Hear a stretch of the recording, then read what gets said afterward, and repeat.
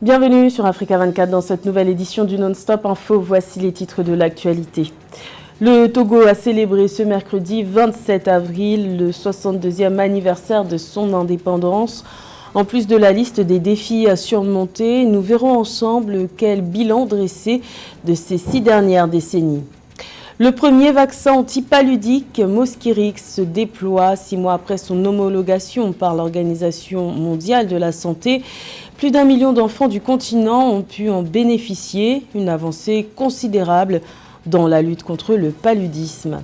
Et la Confédération africaine de football va procéder au tirage au sort de 2 rendez-vous cruciaux. Il s'agit du CHAN, Championnat d'Afrique des Nations, et de la CAN féminine, dont la phase finale se jouera en juillet 2022 au Maroc. Et tout d'abord au Sénégal, le procès des 6 sages-femmes de l'hôpital de Louga, initialement prévu ce 27 avril, a été ajourné au 5 mai à la demande des avocats de la partie civile qui n'ont pas eu accès au dossier. Les 6 sages-femmes sont poursuivies pour négligence et non-assistance à personne en danger après la mort d'une jeune femme enceinte du nom de Astou Sorna le 7 avril dernier à la maternité alors qu'elle était sur le point d'accoucher. 4 des 6 prévenus restent en détention préventive. Les 2 autres étant enceintes n'ont jamais été mises en détention. Également dans l'actualité, le sud de Madagascar a de nouveau été frappé par des intempéries les 26 et 27 avril. La tempête tropicale Jasmine a apporté de fortes pluies et des vents violents, laissant d'importants dégâts sur son passage. Le premier bilan fait état d'au moins 1 personne décédée, 5 blessés et 2 portés disparus. Rappelons que les différents cyclones qui ont frappé Madagascar ces 4 derniers mois ont fait plus de 200 décès. Le Togo a célébré ce mercredi ses 62 ans d'indépendance. Le 27 avril 1960 a marqué la fin de sa mise sous tutelle de la France par la Société des Nations, qui est devenue l'Organisation des Nations Unies, ONU. Alors quel bilan le Togo peut-il tirer de ces 6 décennies? Élément de réponse avec Joël Ballot. 62 ans après son indépendance, plusieurs défis s'imposent au Togo. Le président Faure Gnassingbé entend faire de son pays un hub technologique majeur pour porter la contribution du numérique à 10% du PIB, dompter le marché africain à travers la zone de libre-échange continentale, renforcer la lutte contre la Covid-19. Par ailleurs, ce pays d'Afrique de l'Ouest entend donner une nouvelle dynamique à l'éducation, adhérer au Commonwealth pour diversifier ses partenariats, ce à travers la mise en œuvre des priorités nationales inscrites dans la feuille de route gouvernementale 2020-2025. Dans le domaine de la santé, la construction d'unités de soins périphériques, communément appelées les USP, dans toutes les régions, de même que la réhabilitation des infrastructures et leur équipement donneront corps, dès l'année 2022, au projet Services essentiels de qualité pour une couverture sanitaire universelle.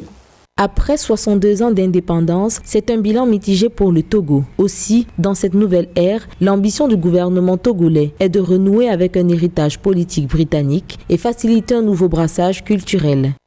En 2021 s'est tenue une concertation nationale des acteurs politiques dont les conclusions ont esquissé des perspectives favorables à l'approfondissement de nos acquis démocratiques. Je demeure convaincu que c'est au moyen du dialogue que les solutions les plus pertinentes peuvent être trouvées pour notre pays. La réanimation de la flamme de l'indépendance par le chef d'État Faure Gnassingbé a donné le coup d'envoi des festivités, notamment le défilé exclusivement militaire en raison des restrictions sanitaires. L'agriculture est au cœur de l'avenir du continent africain, mais ses ressources sont inégalement réparties. Éducation, gestion, développement, plusieurs facteurs entrent en jeu pour que les revenus issus de l'agriculture soient productifs. Alors, comment garantir une équité sociale sur le continent? Élément de réponse avec Joël Ballot. Entre 2020 et 2022, l'économie africaine a fait un bond de plus de 50%, notamment grâce à une dense production agricole. Cependant, les disparités sociales freinent le partage équitable des ressources. Pour Asman Ouedraogo, économiste au Fonds monétaire international, étant donné que l'agriculture contribue entre 30 et 60% du produit intérieur brut des pays africains, il faudrait que les bénéfices des ressources soient distribués entre les populations pour une meilleure mobilité sociale.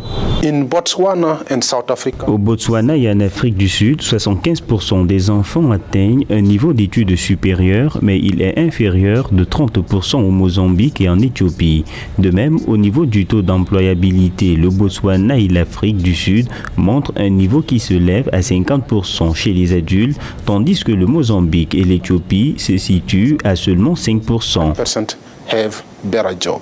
Plusieurs économistes s'accordent sur le fait que un pays avec un niveau d'éducation publique élevé dépense plus, bénéficie d'une meilleure protection sociale et de meilleures infrastructures, par ricochet une mobilité sociale plus élevée. D'où l'interpellation des gouvernements africains à redistribuer les cartes pour valoriser le système éducatif dans toutes les sociétés.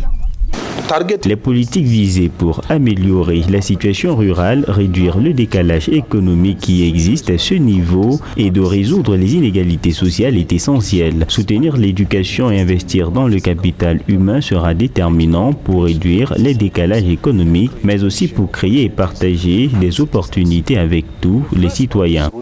Selon Rasman Ouedraogo, la participation du FMI à l'évolution de l'Afrique permettra de générer des opportunités pour toutes les couches sociales et générations, s'investir dans un plan d'infrastructure de base au lieu d'une adéquation d'emploi et enfin d'aider les ménages à sortir de la pauvreté.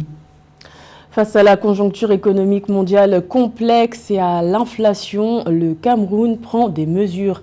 Le ministère camerounais du Commerce a décidé de suspendre l'exportation de certains produits de grande consommation, et ce jusqu'à nouvel ordre. Une mesure pour lutter contre la vie chère et les pénuries. Plus de détails avec Marie-Raphaël Antolo. Pour pallier aux pénuries de ciment, d'huile de farine de blé et de riz, le Cameroun, via le ministre du Commerce, annonce une suspension des exportations de ces produits, notamment produits dans la région de l'Est du pays. Pour le ministre du Commerce, il n'est pas question de vendre aux consommateurs externes alors que la demande locale n'est pas satisfaite. La démarche du ministre du Commerce est contingentielle. On ne peut pas imaginer qu'une simple mesure administrative vienne régler un problème véritablement tourné vers la pénurie. Selon les autorités camerounaises, de nombreux grossistes préfèrent faire des affaires avec la République centrafricaine, la Guinée équatoriale, le Gabon et le Nigeria au détriment du marché local. Ces pénuries, selon des observateurs, affectent énormément les ménages et les petits revendeurs qui achètent désormais un sac de 50 kg de farine à 25 000 francs, voire à 26 000 francs le sac, alors qu'il est initialement vendu à 19 500 francs CFA. Pour le ciment, il est désormais vendu à 5 500 francs CFA contre 4 900 francs CFA en décembre 2021. Cette pénurie veut simplement dire l'absence. Absence de quoi? De quelque chose. Ce quelque chose, c'est quoi? C'est la production locale. C'est la production des céréales, c'est la production des tubercules. Outre les pénuries des produits susmentionnés, s'ajoute également celle du sucre en raison de quelques jours d'arrêt de la production de l'une des usines de la société sucrière camerounaise à Banjok dans la région du centre du pays. Pour les autorités, les commerçants véreux qui vont continuer à exporter ces produits malgré les pénuries se verront exposés à des sanctions. Le premier vaccin antipaludique Mosquirix se déploie 6 mois après son homologation par l'Organisation mondiale de la santé. Plus d'1 million d'enfants du continent ont pu en bénéficier. Une avancée considérable dans la lutte contre le paludisme qui tue plus de 260 000 enfants chaque année sur le continent. Les explications de Nathalie Moho. 6 mois après son homologation par l'Organisation mondiale de la santé, l'OMS, le vaccin contre le paludisme, le Mosquirix, a déjà été administré à plus d'1 million d'enfants en Afrique. Dans les pays où il est déployé, le nombre d'hospitalisations dues au paludisme a baissé d'1 tiers. Toutefois, l'OMS regrette que les gouvernements tardent à introduire ce vaccin dans leur programme de vaccination. Le vaccin antipaludique Mosquirix est un vaccin qui était encore en phase d'essai il y a d'ici peu. Ce qui peut expliquer la raison pour laquelle jusqu'à présent ce vaccin n'est pas encore compté parmi les vaccins du programme vaccination, mais il y sera d'ici peu.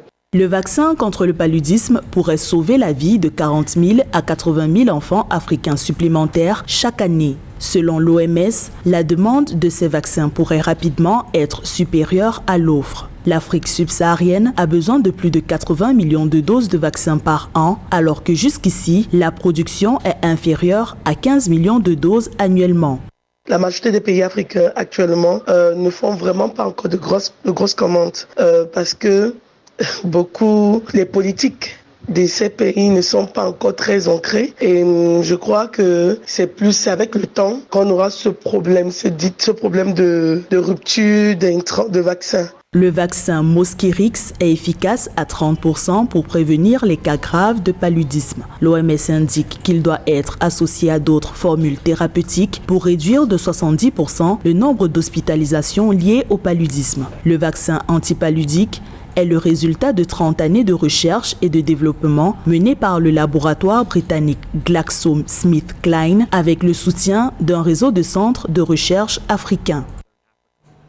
La Confédération africaine de football va procéder au tirage au sort de 2 rendez-vous cruciaux.